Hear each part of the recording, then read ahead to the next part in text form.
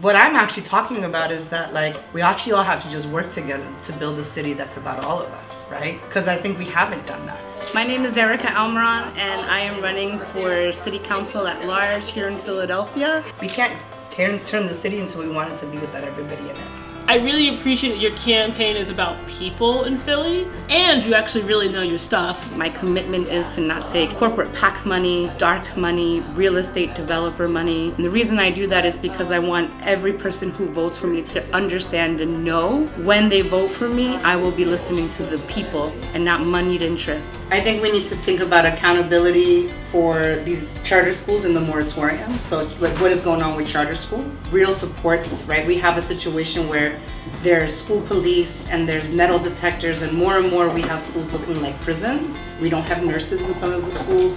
We don't have librarians in some of the schools. I'm excited to be fighting for some of the issues that have mattered to me the most over the years. Everything from criminal justice reforms and ending the ways that we're incarcerating people overly in this city, and fighting on education issues so that we make sure that we're fully funding our schools. What was that, like 4 or 5 years ago? They closed over 20 schools in the city, and some of those buildings are still abandoned. So Germantown High School is completely abandoned still. And I think Germantown High School now was sold to a developer for $100,000. That's it? Yes. Why can't we turn it into a space that's actually useful for the community? I think it's very important that we focus on housing. I am running on a platform that is around ending the 10-year tax abatement, talking about rent control, talking about affordable and accessible housing. Rent control has to happen down here. You know, we have to think about the tax abatement. It's a wash. You'll have nice Mexican restaurants not owned by any of our folks though.